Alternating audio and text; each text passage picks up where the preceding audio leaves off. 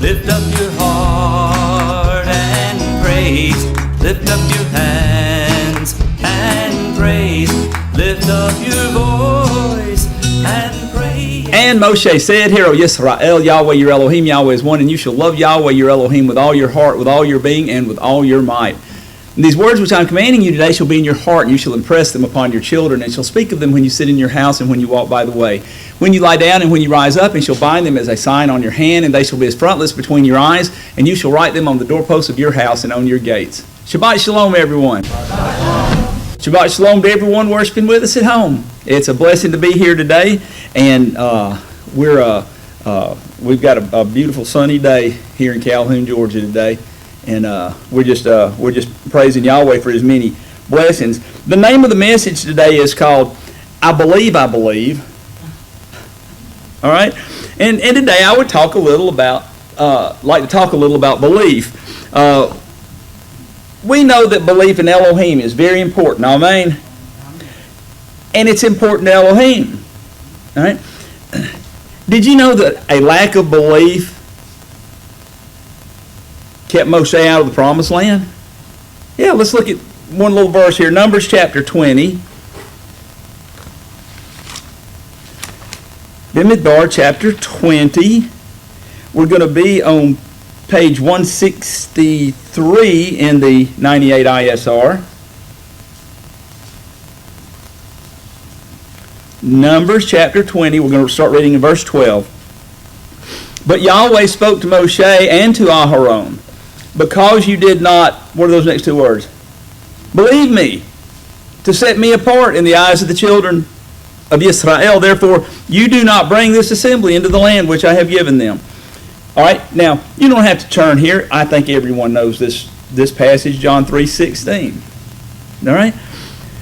For Elohim so loved the world that He gave His only brought forth Son, that everyone who, what? Believes in Him should not perish but possess everlasting life. And one more, let's turn here, Revelation 14. Revelation 14. I'm going to be on page 1203. We're getting near the end of the book here. Revelation 14, one verse, verse 12. Here is the endurance of the set-apart ones. Here are those guarding the commands of Elohim and the what? The belief of Yeshua. Right? So it seems that it would be very important to have that belief that Yeshua had. Amen? Right? It would appear that a lack of belief can keep us out of the land of our inheritance too. Right? So it seems very important. Now, since it's very important, it would probably be a good idea to know what it is. Amen? All right? How many of you think you know what belief is? Yeah? A few hands? Well, you might be surprised. We might be surprised. You might know. Turn with me to Matthew chapter 17. Matthew 17. We're going to start reading in verse 14.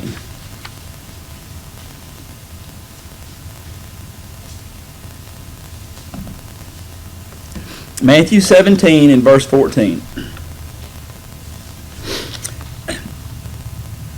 And when they came to the crowd, a man came up to him, kneeling down to him and saying, Master, have compassion on my son, for he is an epileptic and suffers badly. For he often falls into the fire and often into water. And I brought him to your taught ones, but they were unable to heal him. And Yeshua answering said, O generation, what's that next word?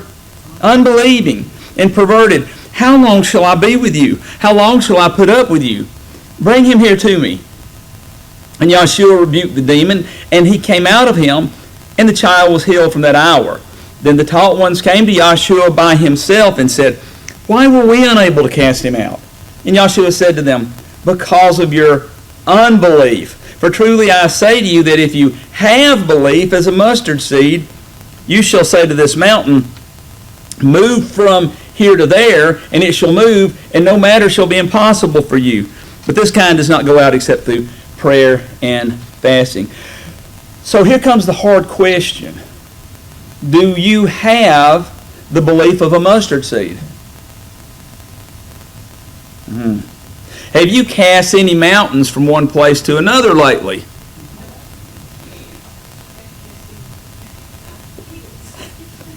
Remember, we said it was very important, right? We said it was very important.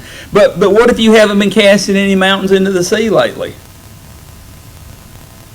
Let's read the same account in Mark chapter 9. And by the way, both of these accounts take place right after Yahshua has been transfigured on the mountain.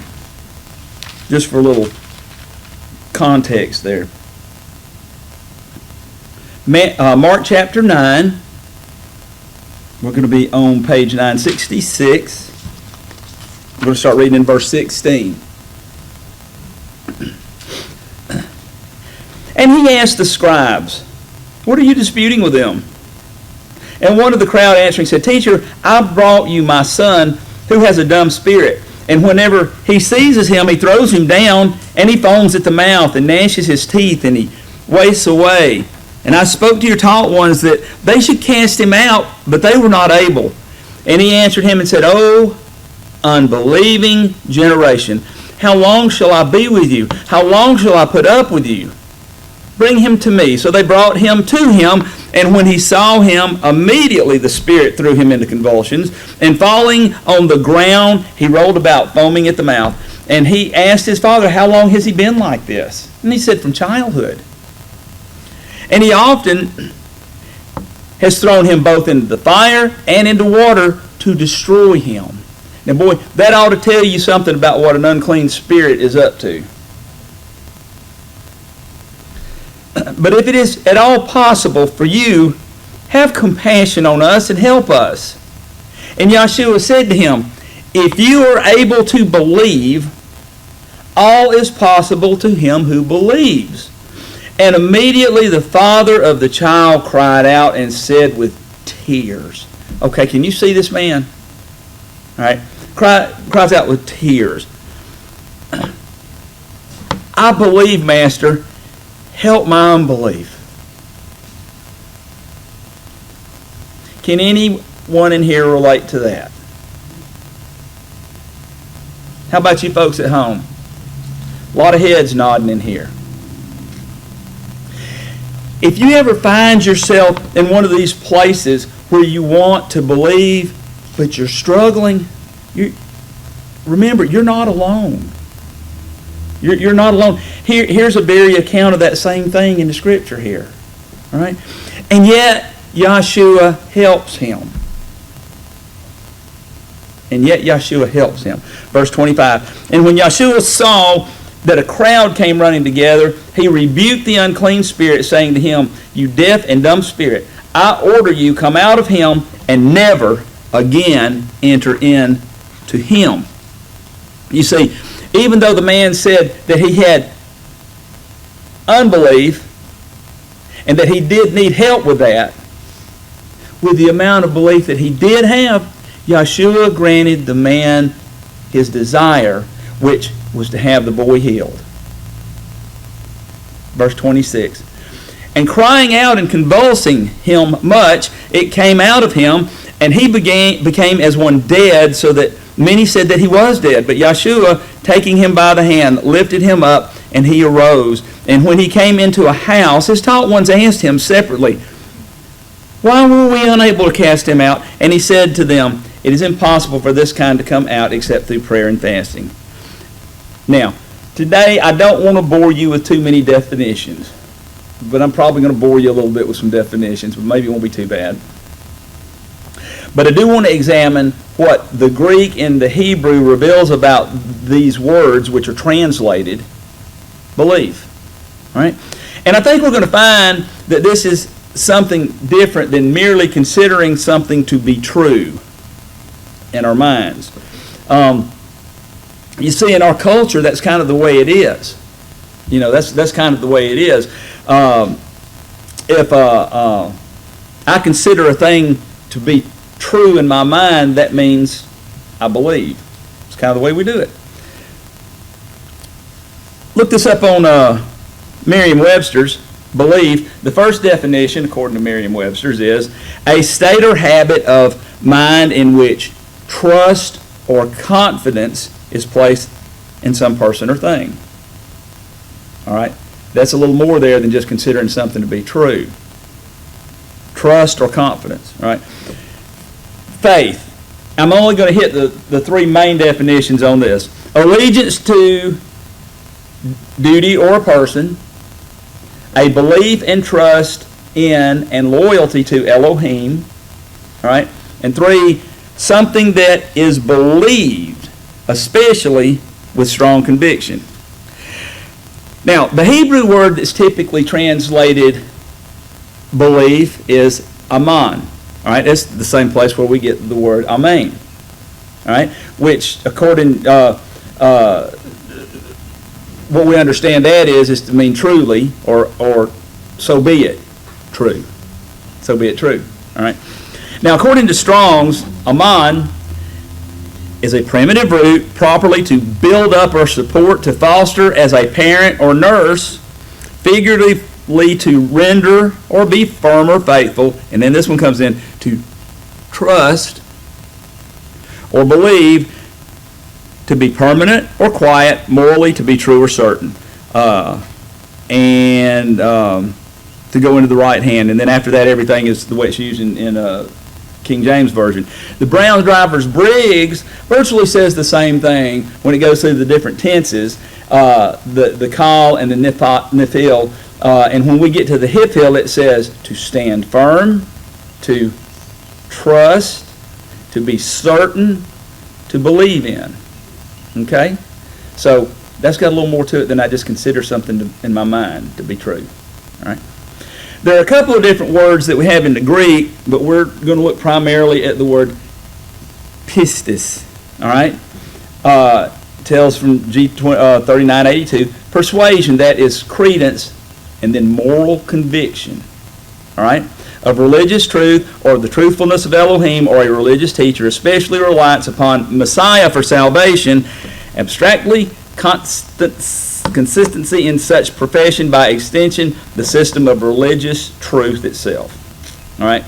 So, we see that belief has something to do with truth, steadfastness, and conviction, as we're supposed to understand it. All right? There seems to be more to belief than merely considering something to be true. All right. Now, I'd like to turn to Hebrews chapter 11. I don't think I'm going to bore you too much with many more definitions. Hebrews chapter 11, because I believe that the writer of Hebrews is wanting to teach us something about belief here.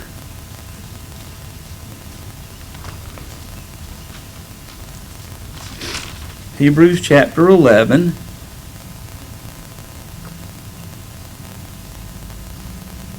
And we're going to start reading in verse 1. Hebrews 11:1. And belief is the substance of what is expected, the proof of what is not seen. Now, before we delve further, I know we just got into the first verse. All right? Before we delve further, I'd like to take a look at a couple of words here. You see, most of us remember the way that this is rendered in the King James Version, which says, now, faith is the substance of the things hoped for, the evidence of things not seen. And I really believe that the ISR does a superior translation here and actually gives us a clearer understanding of what the writer meant when he wrote this.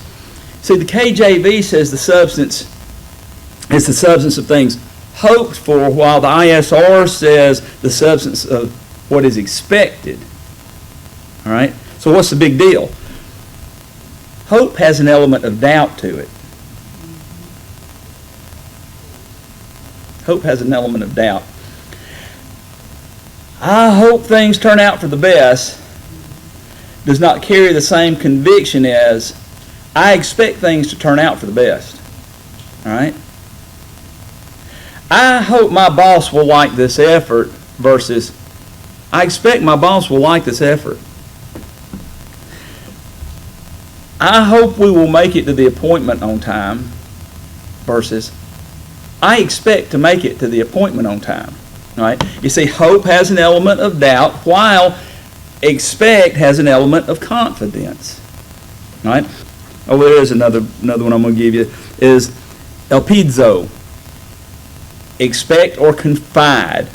Confide doesn't simply mean to tell someone something private. It also means to fully trust. Okay? And is, of course, where we get the word confidence. If I say that I have confidence in someone, that means I believe in them.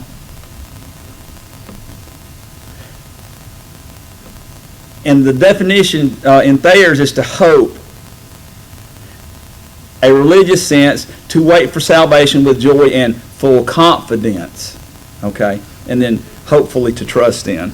But I still got that doubt there. All right. This makes a big difference when we're evaluating what the writer of Hebrews is trying to tell us about belief.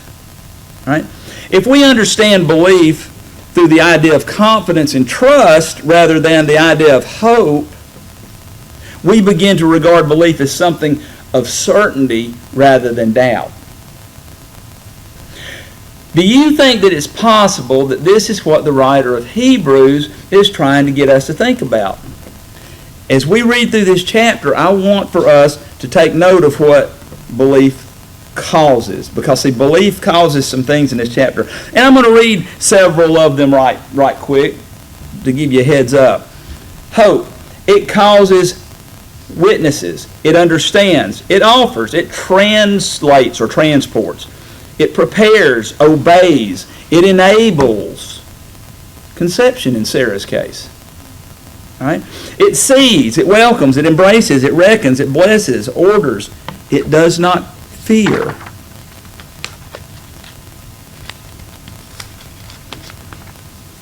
It refuses, powers like Mitzrayim, and it chooses affliction with Elohim instead. It is steadfast, it performs, it passes through, it makes walls fall, it saves life, it overcomes reigns, works righteousness, it obtains promises, it stops mouths of lions, and it enables to endure all sorts of trials. So let's look at Hebrews chapter 11 and see if we can spot any of these things. Verse 1. And belief is the substance of what is expected, the proof of what is not seen. For by this the elders obtained witness. There's one of them. By belief we understand that the ages were prepared by the word of Elohim, so that what is seen was not made of what is visible. By belief Abel offered to Elohim a greater slaughter offering than Cain, through which he obtained witness that he was righteous, Elohim witnessing of his gifts, and through it, having died, he still speaks. By belief, Hanok was translated so as not to see death, and was not found because Elohim had translated him. For before his translation, he obtained witness that he pleased Elohim. And without belief, it is impossible to please him. For he who comes to Elohim has to what? Believe that he is, and that he is a rewarder of those who earnestly seek him. By belief, Noah, having been warned of what was yet unseen, having feared, prepared an ark to save his house, through which he condemned the world and became heir of the righteousness which is according to belief. By belief, Abraham obeyed. And when he was called to go out to the place which he was about to receive as an inheritance, he went out not knowing where he was going.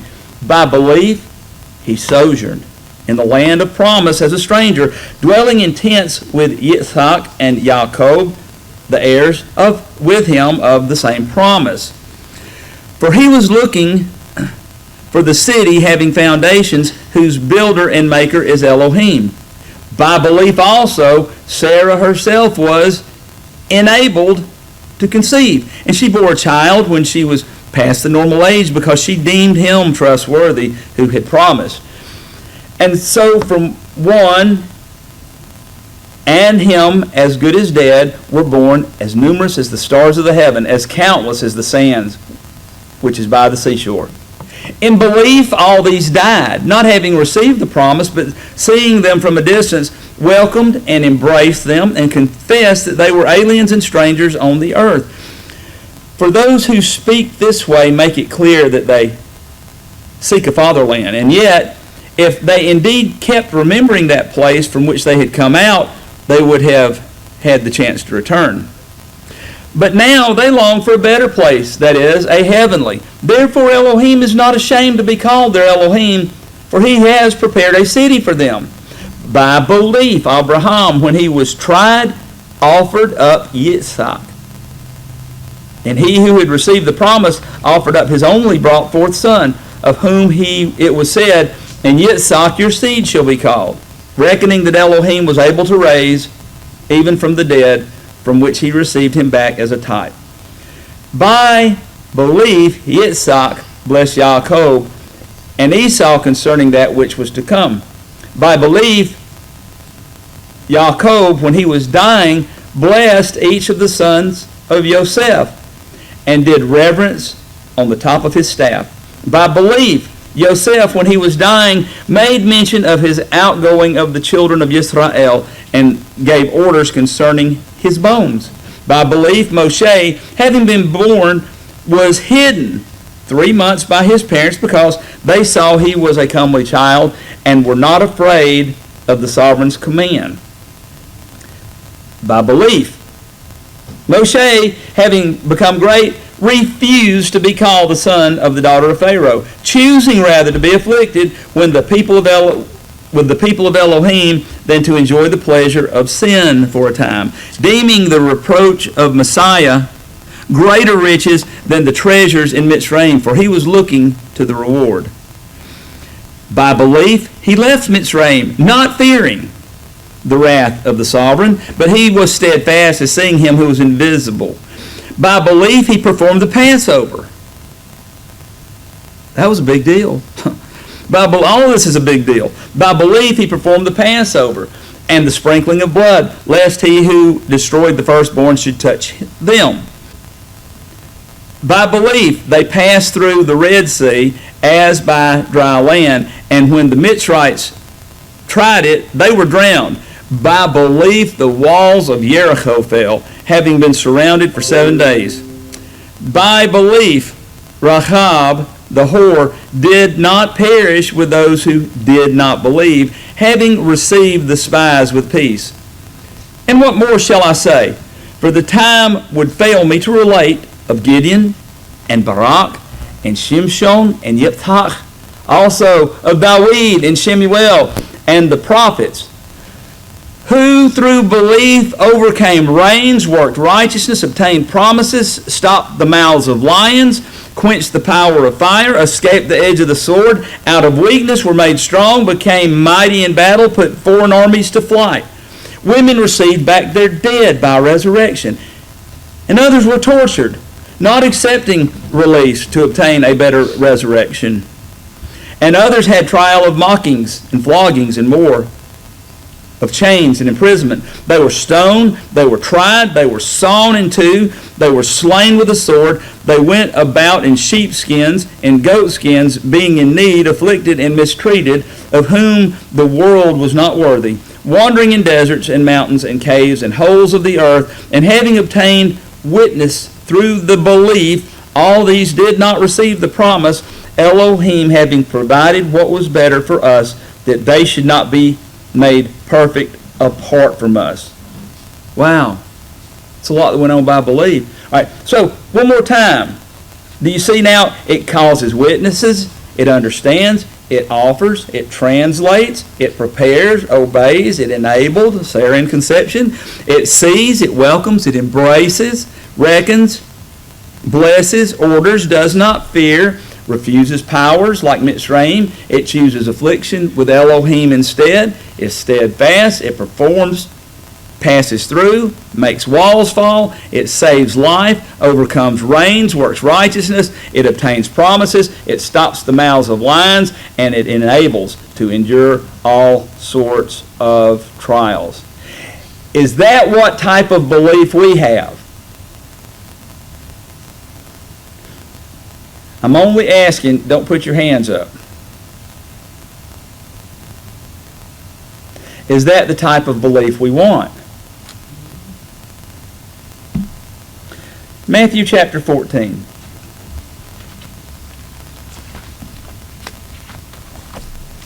Going to be on page 934, because we're going to start reading in verse 22.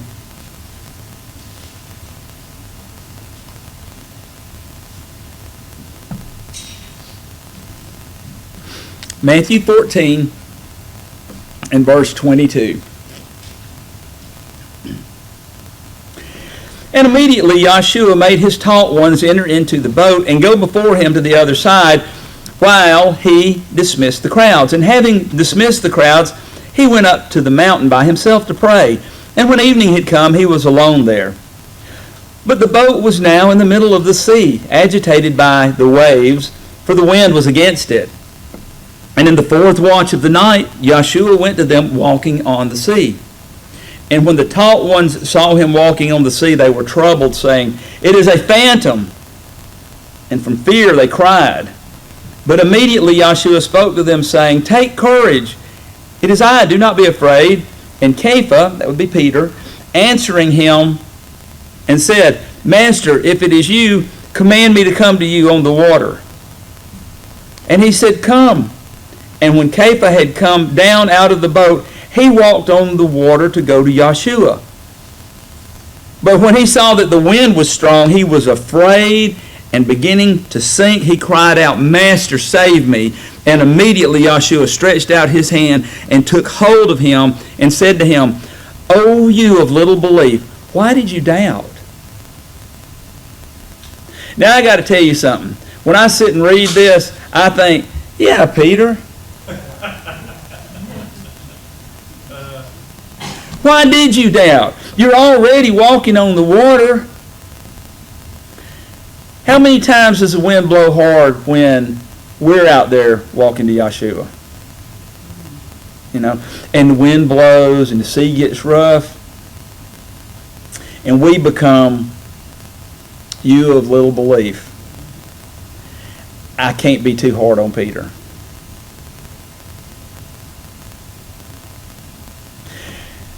Verse 32, and when they came into the boat, the wind ceased.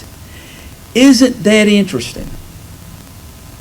The wind didn't cease when he reached down and took Kepha by the hand.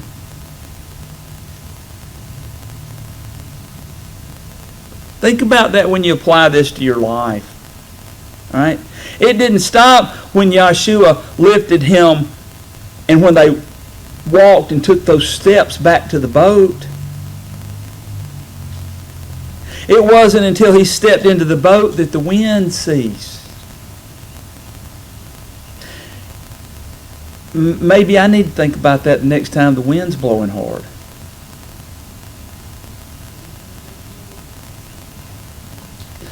Verse 33, and those in the boat came and did bow to him, saying, "Truly you are the Son of Elohim." Now, one of the things that I feel like I really must caution against is the temptation to become foolish and haughty in your belief.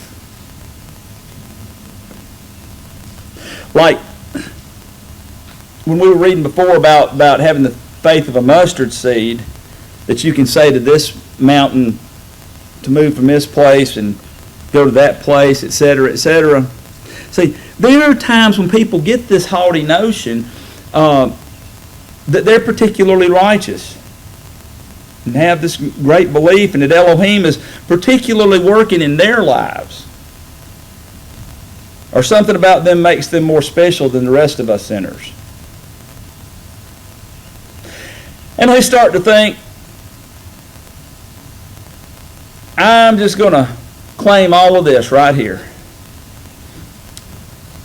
so that I'm just going to believe all this whatever. And they think that Yahweh's just going to bend to their will. Have you ever encountered that? I have.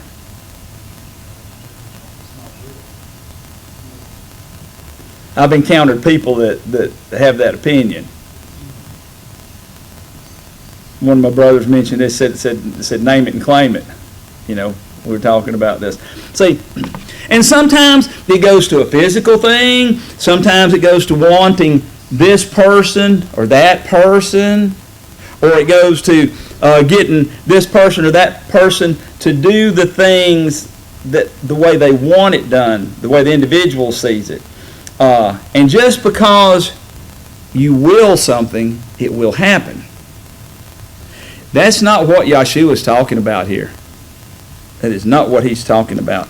Yahshua is talking about trusting and believing in Yahweh and in the things in Yahweh's reign. All right? Not seeking your own desires.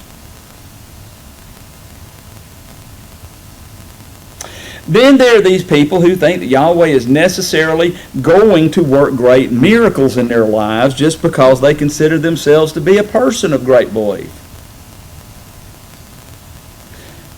Does everyone know the story about the gentleman who was stuck in the house when the flood came? If you don't, I'll share it. Do you know it, Rosalie? See, there was this big flood came along, and there was this gentleman stuck on the front porch, and they sent a boat up there to get him and rescue him, and he says, I don't need that boat. Elohim's going to save me. So they left, and the waters kept coming higher and higher, and the gentleman's up there on the second floor, and here they come with another boat. Come on, get in. You're going to die. You're going to die. I said, no. Elohim's going to save me. I've got belief he's going to save me. And so the next thing you know, he's on the rooftop. And then finally he's standing on the corner of the chimney. And this helicopter flies over. And it lets down a rope and says, get on the boat. We'll take you to safety. Not going to do it. Elohim's going to save me. Well, pretty soon he gets washed off the roof. And as he's going under about the third time, because you know what happens after the third time, the messenger flies over. And the man says, I thought you were going to save me. He said, we sent you 2 boats and a helicopter. What did you want?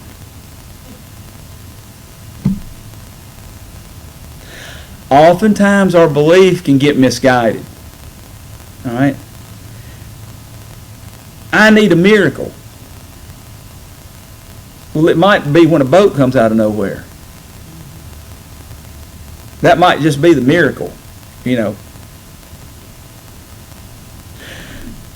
Another thing, have you ever heard of a guy named Judas?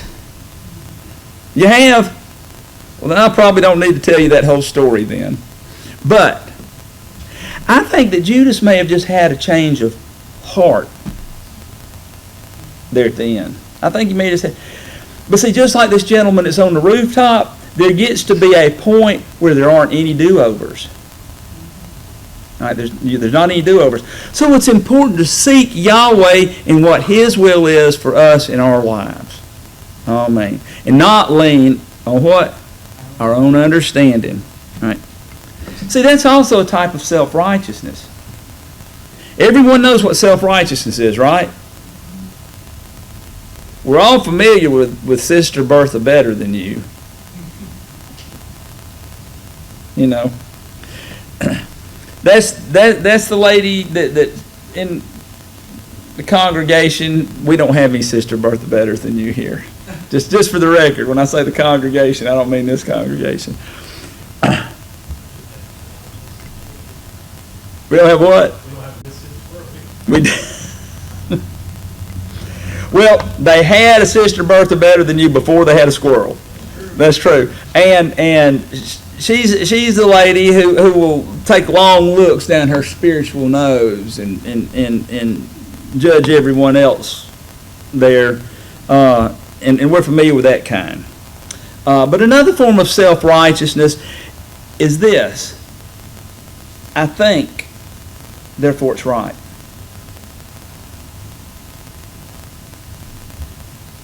End of discussion. Can you relate to that? Right? I think, therefore it's right. It doesn't matter what you think, because what I think is right. And that is a form of self-righteousness. And that is a dangerous place to be. Amen? Let's turn to Numbers chapter 12, and let's take a look at what can happen when you get a little too big for your britches.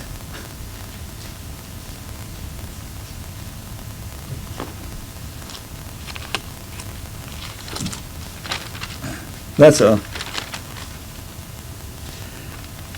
a colloquialism, though I think there's a lot of people that use it. Numbers chapter 12, we're going to start reading in verse 1. Now, Miriam and Aharon spoke against Moshe because of the Cushite woman he had taken, for he had taken a Cushite woman. And they said, has Yahweh spoken only through Moshe? Has he not also spoken through us? And Yahweh heard it. And the man Moshe was very humble. Now, I do want to share this with you. This word also means afflicted. It doesn't just mean humble, it also means afflicted. I don't know why the tendency is to necessarily translate it humble as often as it is, but it could be translated this way. And the man Moshe was very afflicted more than all men who were on the face of the earth. All right? And suddenly Yahweh said to Moshe and Aharon and Miriam, you three come down here right now. I can just always think of it that way. You three come out to the tent of meeting. So the three came out, and Yahweh came down in the column of cloud and stood in the door of the tent of meeting and called Aharon and Miriam, and they both went forward. And he said, hear now my words. If your prophet is of Yahweh, I make myself known to him in a vision, and I speak to him in a dream. Not so with my servant Moshe. He is trustworthy in all my house. I speak with him mouth to mouth and plainly, and not in riddles. And he sees my form of Yahweh. So, why were you not afraid to speak against my servant Moshe? And the displeasure of Yahweh burned against them, and he left. And the cloud turned away from above the tent, and look, Miriam was leprous, as white as snow. And Aharon turned toward Miriam, and look, a leper.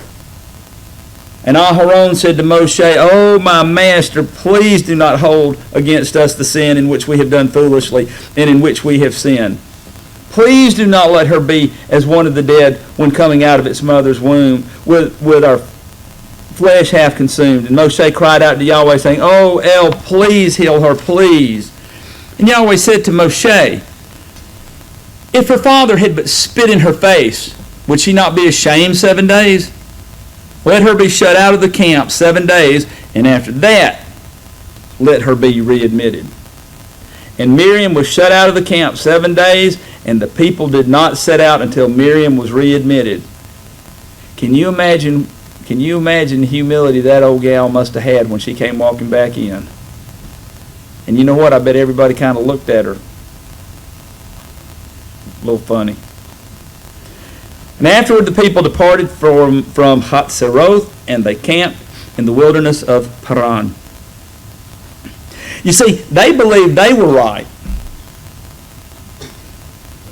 Else they would not have gotten that self-righteous attitude. But we see how that belief, which is rooted in self-righteousness, can work very much against us. Amen. Let's turn to Psalm 78. And we're going to let the Scripture interpret itself here.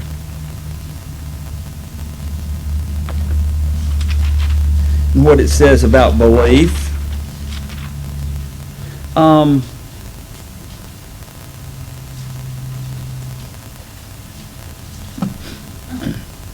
what it means. And one of the reasons that I'm going to include several more verses than what we really need here is because this is one of those Psalms in which it's rich in Hebrew parallelism. That is a poetic device that's used where the same idea is expressed twice, kind of like what we were talking about in the Torah study today, using different words. But note what it says about belief. We're going to start reading in verse 22. Because they did not believe in Elohim, neither did they what? Trust in His deliverance. See, that it goes back. It's just back and forth, trust and belief. Right. Yet He had commanded the clouds above and opened the doors of the heavens. See there? He rained down manna on them to eat, and He gave them the grain of the heavens. Men ate bread of the mighty. He sent them provisions to satisfaction. He made an east wind blow in the heavens, and by His power He brought in the south wind. And He rained meat on them like the dust, and winged birds like the sands of the sea. And let them fall in the midst of His camp, all around His dwelling place. And they ate and were completely satisfied, and He brought them what they desired. They had not turned away from their desire. Their food was still in their mouths when the wrath of Elohim came against them, and He slew among their fat ones, and He struck down the choice ones of Yisrael. In spite of all this, they still sinned and did not believe in His wonders. You see, not trusting, not believing in Yahweh is going to cause us to what? Sin. All right? In spite of all this, all the wonders, there was still unbelief, there was still a lack of trust, and they did not believe in all His wonders. Perhaps we'll talk more about this next week, but one of the things that we can probably all agree on is that we need to increase our trust in Elohim. Amen. All right? If we're going to have belief even as a mustard seed, we're going to have to do some trusting. We're going to have to let go and let Yah. I believe. Please help my unbelief. Yevrekeka Yahweh va'ishmareka. Ya'er Yahweh panavaleka bikuneka. Yasa Yahweh panavaleka v'yasem laka shalom. Yahweh bless you and guard you. Yahweh make His face to shine upon you and show favor to you. Yahweh lift up His face upon you and give you His complete contentment.